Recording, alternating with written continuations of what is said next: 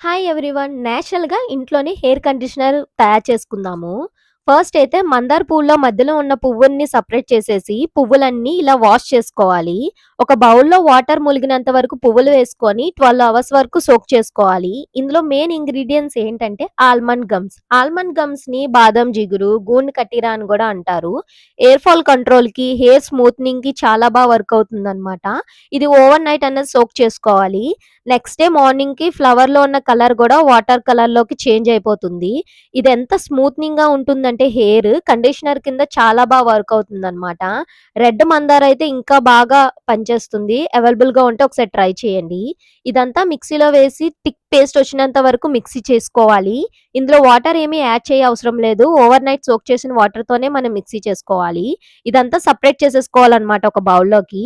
ముందుగా మనం నానబెట్టుకున్న ఆల్మండ్ గమ్స్‌ని ఇందులో మిక్స్ చేసుకోవాలి. స్పూన్‌తో గానీ, చేత్తో గానీ మిక్స్ చేసుకోవాలి. అప్పటికి మీకు పేస్ట్ అన్నది ప్రిపేర్ అవ్వకపోతే మళ్ళీ అది మనం ఒకసారి మిక్సీ చేసేసుకుంటే థిక్ పేస్ట్‌లా అయిపోతుంది. ఇదైతే కండిషనర్ కింద చాలా వర్క్ అవుతుందనమాట. మనం షాంపూ చేసిన తర్వాత కండిషనర్ కింద యూజ్ చేయొచ్చు. లేదు అనుకుంటే మనం ఎయిర్ వాష్ చేసిన 10 మినిట్ బిఫోర్ మనం హెయిర్‌కి